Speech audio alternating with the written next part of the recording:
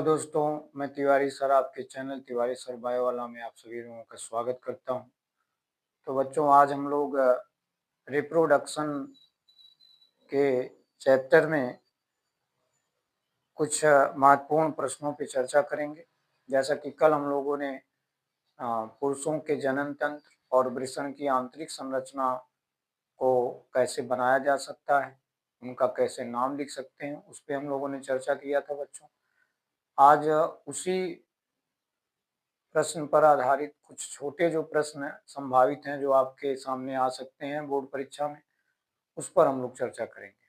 तो आइए बच्चों, देखते हैं महत्वपूर्ण प्रश्न जो आपके परीक्षा में आ सकते हैं। सबसे पहला प्रश्न बच्चों ये है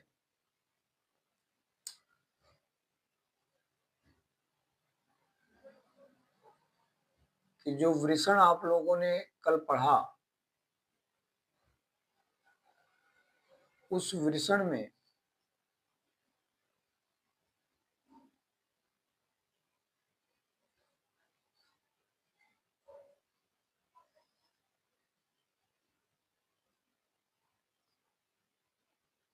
कुल वृषण पालियों की संख्या कितनी होती है?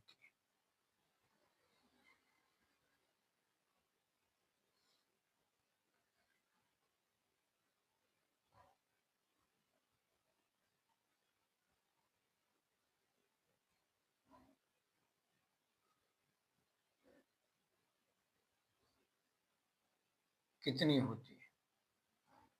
तो जैसा कि बच्चों आप लोगों को याद होगा,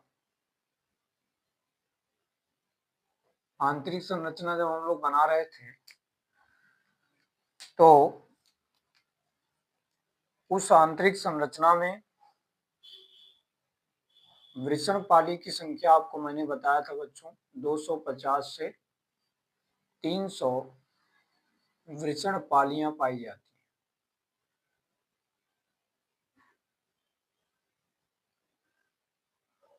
अब दूसरा प्रश्न बच्चों आता है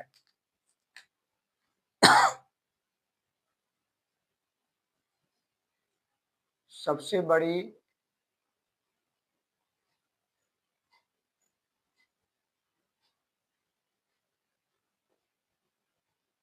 नर सहायक ग्रंथि कौन है? सबसे बड़ी बच्चों नर सहायक ग्रंथि का नाम लिखो।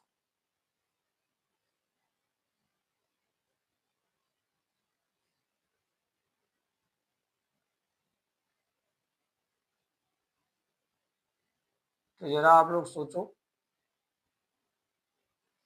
कल आपने चित्र में 3 ग्रंथियों को देखा। एक था शुक्राशय जो मूत्राशय के आधार के पास था, दूसरा था बच्चों प्रोस्टेट ग्लैंड और तीसरा था बल्बोयूरेथ्रल ग्लैंड। तो आपसे यहाँ प्रश्न पूछा गया है बच्चों की सबसे बड़ी नर सहायक ग्रंथि कौन है? तो बच्चों उत्तर में आप क्या लिखेंगे, जरा सोचिए। सबसे बड़ी नर सहायक ग्रंथि बच्चों शुक्राशय ग्रंथि है। कौन है? शुक्राशय ग्रंथि।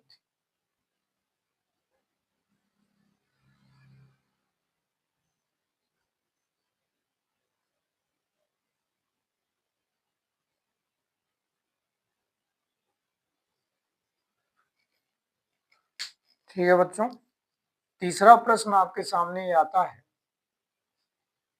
कि सीमेन किसे कहते हैं?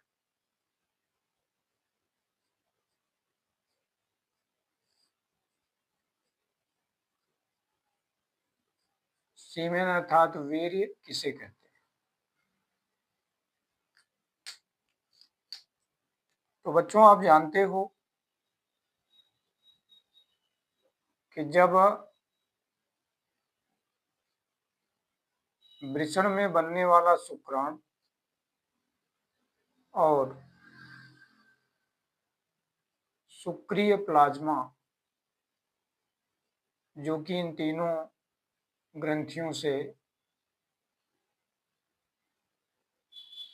निकलते हैं, तो शुक्राणु और शुक्रीय प्लाज्मा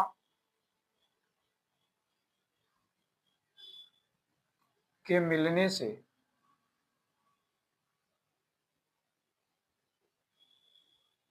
जो तरल बनता है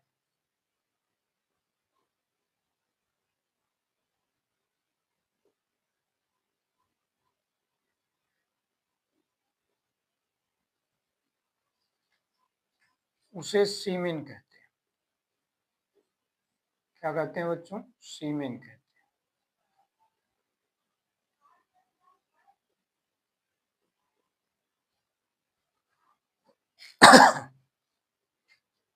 अगला प्रश्न बच्चों आ सकता है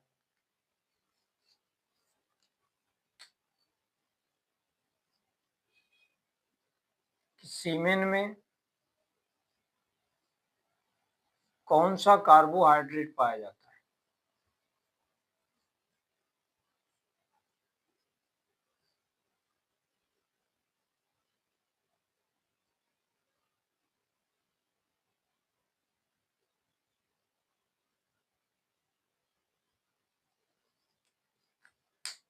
तो बच्चों आपको पता होना चाहिए कि शुक्राशय से एक विशेष तरह का कार्बोहाइड्रेट निकलता है और उस कार्बोहाइड्रेट का नाम है बच्चों फ्रक्टोज।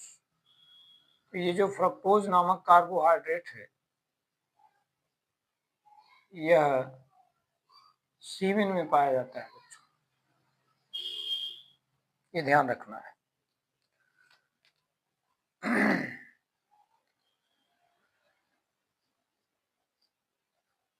अगला प्रश्न बच्चों आपसे ये पूछा जा सकता है कि मानव में वृषण शरीर से बाहर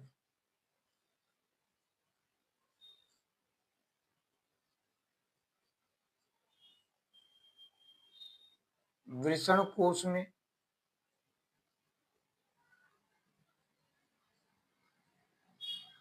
पाया जाता है, क्यों?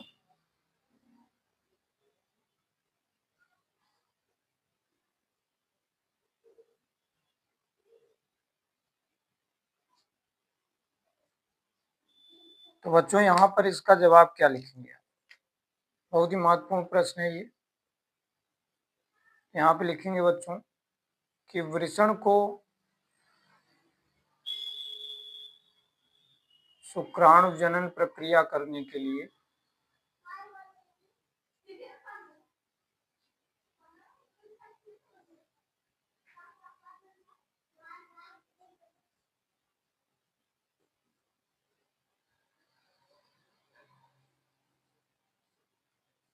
शरीर के ताप से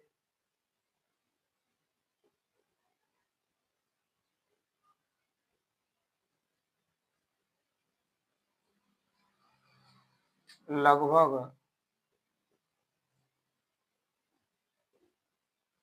2 से 3 डिग्री सेंटीग्रेड कम ताप की जरूरत पड़ती है।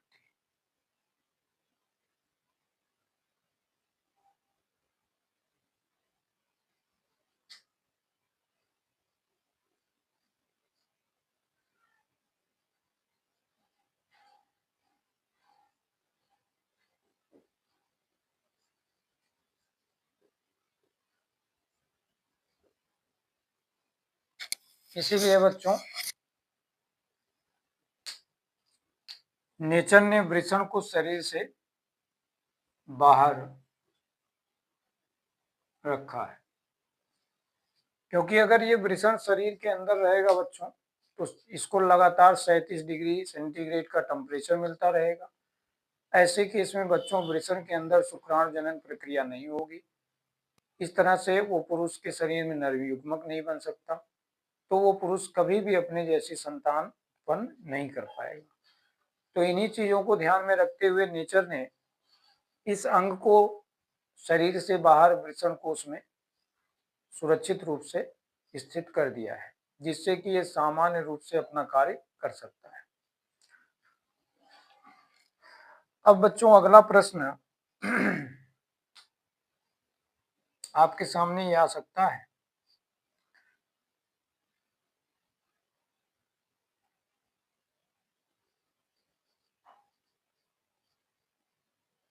पुरुष में पाए जाने वाले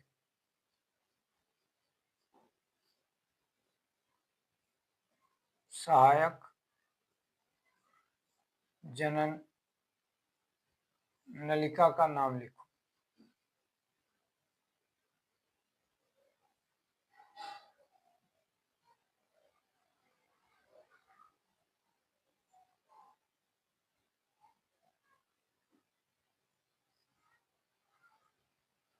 तो बच्चों याद करो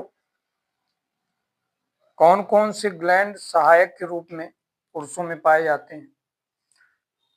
सबसे पहला ग्लैंड बच्चों आपको पता होगा,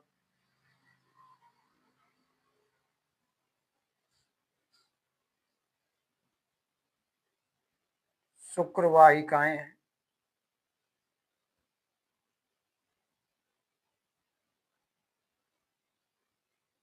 दूसरा ग्लैंड है बच्चों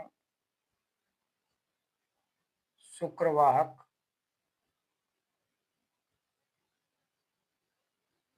तीसरा है बच्चों अधिवृषण।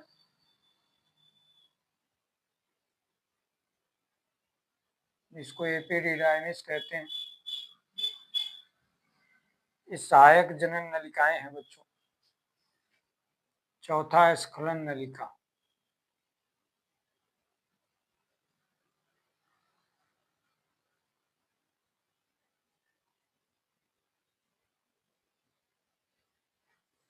ठीक है बच्चों, तो